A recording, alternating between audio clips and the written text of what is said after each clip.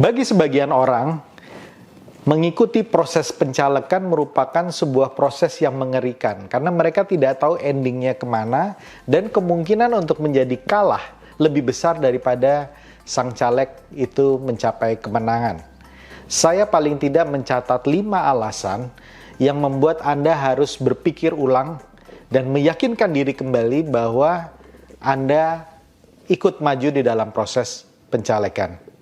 Nah, sebelum kita bahas 5 poin tersebut, Anda jangan lupa untuk subscribe dan juga nyalakan lonceng agar bisa terus mendapatkan update terbaru dari Politician Academy. Mari kita simak bersama.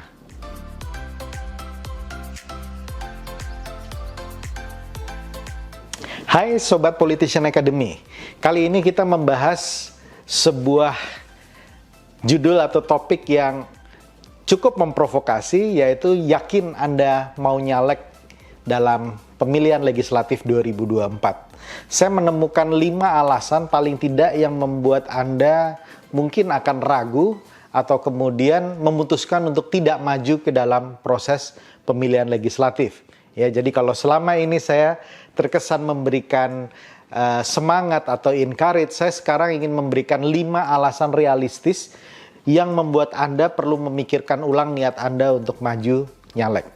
Alasan pertama adalah proses pencalekan itu adalah proses yang panjang dan melelahkan. Karena di situ Anda harus mengeluarkan energi Anda, pikiran Anda, perasaan Anda, dana Anda, relasi Anda dengan keluarga yang mungkin akan terganggu dengan niat Anda ingin maju ke dalam legislatif. Jadi prosesnya itu sendiri bukan proses yang singkat.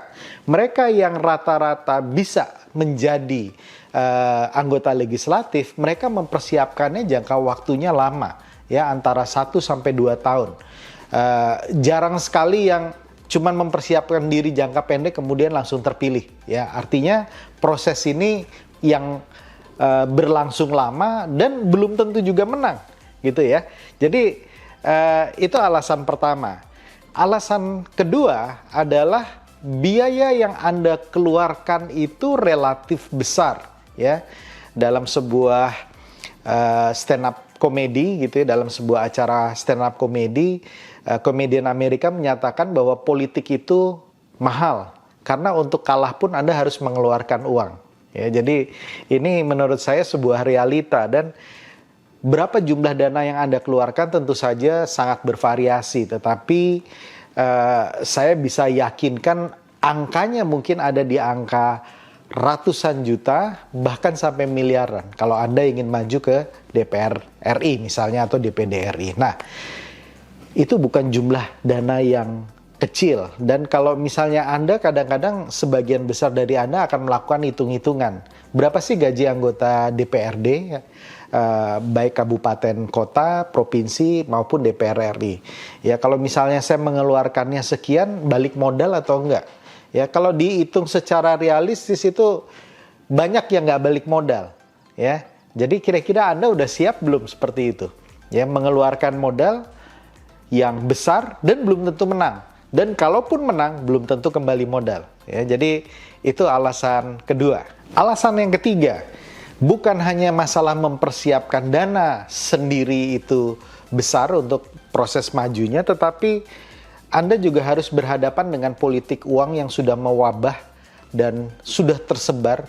Beberapa bagian dari masyarakat kita menganggap itu bagian dari budaya, sehingga pada waktu Anda turun, selalu orang menanyakan mengenai uang, uang, dan uang. Nah, pertanyaannya Anda udah siap nggak dalam kondisi seperti itu? Ya, karena ini sudah terjadi hampir di seluruh Indonesia.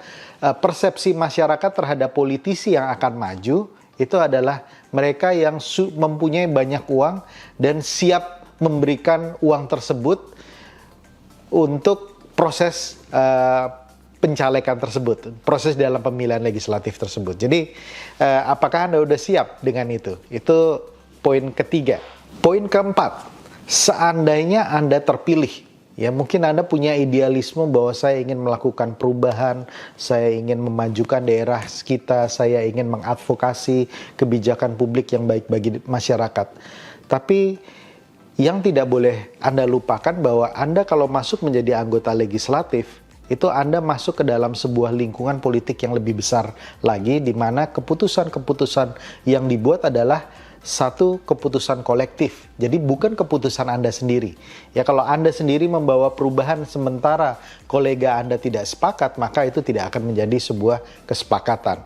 Kemudian yang kedua, Anda harus tunduk dengan kebijakan dari partai politik atau kebijakan dari partai Anda. Ya, artinya mungkin Anda menginginkan sesuatu tetapi bertentangan dengan keinginan partai. Nah, ini hati-hati. Ya, Anda harus bisa balance, memainkan kepentingan itu sehingga kemudian Anda selamat dari partai tersebut dan tidak di PAW di dalam partai tersebut. Ya, artinya alasan keempat ini menunjukkan bahwa Anda tidak bisa sendirian kalau ingin membuat perubahan, gitu ya. Kalau Anda sendiri saja dan kemudian terus-menerus mencoba sendiri, mungkin Anda bisa frustrasi di lingkungan tersebut, ya. Itu poin keempat. Poin berikutnya, ini poin terakhir, poin kelima. Kalau Anda sudah terpilih menjadi anggota DPR, Anda harus siap mendapatkan kritik dari masyarakat, ya. Anda bisa lihat di media di mana anggota legislatif yang nggak pernah bersuara dikritik gitu. Anggota legislatif yang tidur di atau kecapean ngantuk di ruang sidang itu kemudian dipotret, kemudian ditunjukkan ke masyarakat. Ya, artinya Anda harus siap disorot oleh publik, Anda harus siap disorot oleh media. Dan kabar buruknya di dalam sebuah negara demokrasi seperti Indonesia, Anda berbuat baik pun akan dikritik oleh orang lain. Apalagi Anda tidak berbuat apa-apa atau Anda bahkan berbuat buruk, ya. Ini jangan sampai. Tapi maksud saya, Anda terpilih pun menjalankan kewajiban dengan baik pun Anda masih dicela oleh masyarakat. Anda masih dihujat oleh masyarakat. Bahkan mungkin beberapa akan dibully oleh masyarakat, ya. Nah, kira-kira Anda siap menerima keadaan seperti itu? Anda siapkah mendapatkan reaksi dari masyarakat yang seperti itu, yang walaupun Anda bekerja baik dan walaupun Anda bekerja keras tetap dikritik, tetap dibully, tetap dihujat? Ya, jadi itu 5 alasan untuk Anda mempertimbangkan kembali apakah Anda yakin mau maju sebagai anggota legislatif. Nah, setelah mendengar 5 alasan tersebut, apakah kemudian Anda semakin ragu?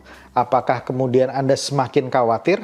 Kalau Anda semakin ragu dan semakin khawatir, usul saya Anda jangan maju di dalam pemilihan legislatif 2024. Ya, artinya pergunakan waktu tersebut, ya, pergunakan biaya, pergunakan energi untuk hal-hal yang lebih berguna dan lebih bermanfaat mungkin untuk Anda yang Anda bisa capai. Misalnya apa? Misalnya untuk biaya pendidikan, mungkin Anda ingin melanjutkan ke strata 2 atau strata 3 gitu. Manfaatkan itu. Atau Anda ingin berkarir menjadi pegawai negeri, menjadi pegawai swasta, berkarir di dunia pekerjaan, silahkan Anda pakai itu. Atau kemudian Anda bahkan mau berusaha menjadi pengusaha, menjadi entrepreneur, Anda lakukan itu. Daripada Anda niatnya cuma setengah-setengah dan penuh kekhawatiran pada saat Anda mengikuti pemilihan legislatif.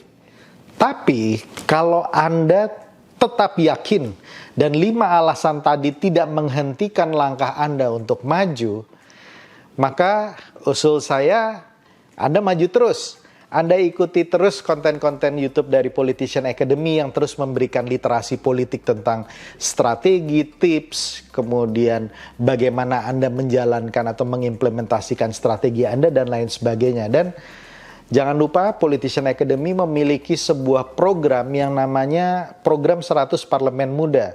Di mana di dalam program 100 Parlemen Muda Anda akan diberikan knowledge, diberikan mindset, diberikan skill, diberikan sebuah ilmu tentang bagaimana memenangkan pemilihan legislatif. Ya, tentu saja Politician Academy yang sudah berpengalaman mendampingi banyak anggota legislatif di semua level, baik RI, DPD RI, DPRD 1, DPRD 2,